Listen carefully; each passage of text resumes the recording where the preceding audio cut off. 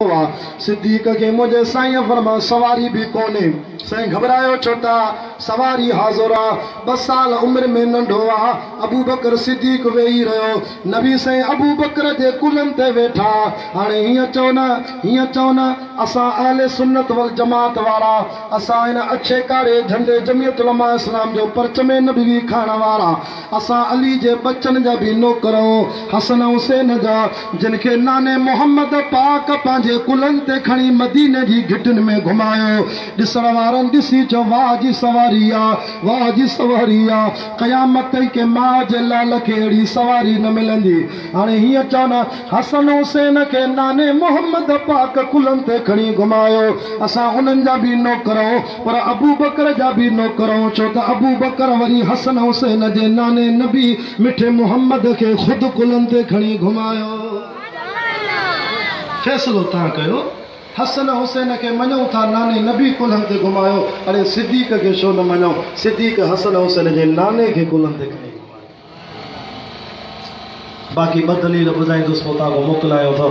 अञा काफ़ी अलहमदुलिल्लाह नात ख़्वान मौजूद आहिनि आख़िरी दुआ हाजी साहब जी थींदी अखि मारे कर फरमायो असां उन अली जा भी नौकरूं हज़रत उस्मान जा भी नौकरूं जंहिं हज़रत अली ऐं जंहिं हज़रत उस्मान मिठे महबूब मुस्तफ़ा करीम सल्लल्लाहु अलैहि वसल्लम जे दर ते घोट थी आया जल्दी ॻाल्हि मूंखे बि ॻड़ी खेरे वञिणो आहे लंबो चौड़ो सफ़र आहे मग़रिब ते हुते पहुचणो आहे हज़रत उस्मान साईं मदीने वारे साईं मुंहिंजे सुहिणे उस्मान खे 2 न्याणियूं ॾिनियूं सुभान अल्लाह तकर तॾहिं चवंदा थी ज़िन्नूर आहिनि ऐं मुर्शिद अलीअ खे मुंहिंजे महबूब हिकिड़ी न्याणी अम्मा फातिमा ॾिनी हाणे हीअं चओ जय मुस्तफ़ा जे दर ते अली उस्मान घोट थी आया असां उन्हनि जा भी नौकर पर जॾहिं अबू बकर उम्र जो वारो आयो अल्लाह फरमायो मुंहिंजा सोना नबी जी मुंहिंजा अल्लाह उथ मुंहिंजा महबूब तूं पाण घोट थी सिंगार जी सवार जी अखि मारे कर सिंगार जी सवार जी अबू बकर सिद्दीक जे दर ते वञ मां रब तुंहिंजो निकाह बीबी आयशा सां कराए छॾियो आयशा भी आयशा जंहिंजे शान में के अल्लाह वारे चौन सिद्दीक अकबर की बेटी को नबी के घर खुदा लाया आखिर में बेवफाई न कर जल्दी सुभान अल्लाह कर सिद्दीक अकबर की बेटी को नबी के घर खुदा लाया वाह मुकद्दर मेरी अम्मा नबी का संग तूने पाया तेरे बिस्तरे पर जी अम्मी जिब्रील कुरान लाता था तेरे बिस्तरे पर जी अम्मी जिब्रील कुरान लाता था वो मेरा का तैयबा का लक़ब देकर मदनी मुस्कुराता था कि तुम उम्मत की अम्मी हो नबी प्यारे ने फरमाया था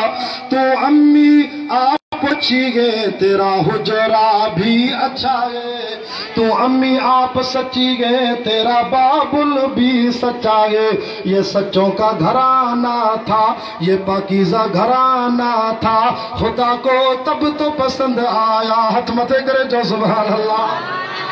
असां अबू बकर उमर जा नौकर छो त नबी से घोट थी आयो सिद्दीक जी न्याणीअ जो शोहर अम्मा आयशा जो शोहर मिठो मोहम्मद थियो हज़रत उमर जे दर ते नबी से घोट थी आयो बीबी हफ्सा सां निकाह थियो आख़िरी ॻाल्हि ॿुधो जॾहिं क़ुरान जी आयत नाज़िल थी या अहलल बैत वयुतहिरकुम ततहीरा नबी तू भी पाक आ तुझी घर वारनि खे भी माला से ईअं पाक कयो आहे जीअं मूंखे पाक रखण जो हक़ आहे नबी साईं कुलन तो चादर लाथी चादर में अम्मा फातिमा के विहारियो हसन हुसैन के मुझो साईं पाण वेठो दुआ था घुरन अल्लाहुम्मा हाउला अहल बैती वयुतहिरकुम ततहीरा रब जी कुरान मोकले मुझी घर वारनि के पाक चयो थी ये हिनन के भी त पाकन में शामिल कर उम्मे सलमा बुखारी शरीफ दी हदीस आ चेदी साईं बियो बियो मुझो घर आ चादर तवां जी आ दुआ तवां त गुरु मां भी त तांजी घरवारी चादर जे हेठों आ नबी से फरमा ला ला सलमा तू चादर जे हेठों वे भी पाक आ नवे भी पाक आ ताके त कुरान पाक चयो आहे, ताके त कुरान पाक चयो आहे, हिननि खे त दुआ घुरी करे मां पाकनि सां मिलायां थो। हाणे हीअं चओ न, जेके 5 मिंट नबी साईं जी चादर जे हेठो वेठा उन्हनि जा बि नौकर, अरे जेके नबी जूं घर वारियूं 9.5 साल का 15 साल का 20 साल नबी साईं सां हिक चादर में जे निंड कई, जो असां उन जा बि नौकर। हथ मथे करे जो साहब अहल बैत जा ग़ुलाम असांजी हिकु शान सहाबा आहे, ॿी अखे शान अहल बैत आहे। पखीअ जा 2 पर अथव, हिकु पर शान सहाबा, ॿियो पर शान अहल बैत। हाणे हिन झंडे जे हेठो इहे जंग बदर में अम्मा आयशा जी चादर में ही झंडो ठहे थी। इन जे झंडे जे हेठो उलमा जे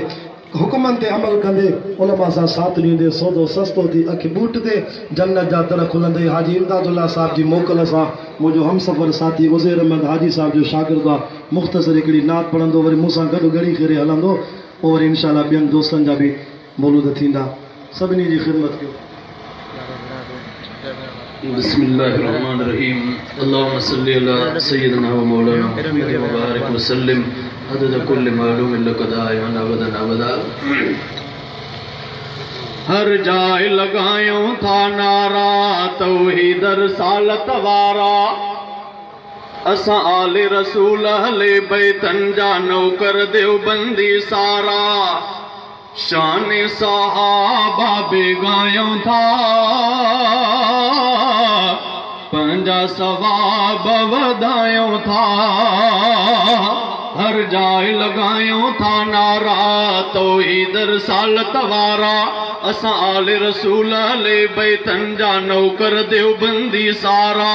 शान सहाबा बेगायो था, पंजा सवाब वधायो था। पाले तो समूरी दुनिया के अल्लाह अकेलो आहे, उन खालिक मालिक राज़िक जो कोई भी सानी नाहे। पाले तो समूरी दुनिया के अल्लाह अकेलो आहे, उन खालिक मालिक राज़िक जो कोई भी सानी नाहे। अहदु समदु सो भायो था, चैन सुकून बेरायो था। हर जाए लगायो था नारा तौहीद रसालत वारा, असां आले रसूल ले बैतन जा नौकर देवबंदी सारा। शान सहाबा बेगायो था, पंजा सवाब वधायो था। थी पूरी रिसालत आज हिते, सो मीर मुहम्मद आहे, सो तैयब ताहिर ऐं ताहा, सो अरबी अहमद आहे। थी पूरी रिसालत आज हिते, सो मीर मुहम्मद आहे, सो तैयब ताहिर ऐं ताहा, सो अरबी अहमद आहे। उन जा ग़ुलाम सॾायूं था, पंजा सवाब वधायूं था।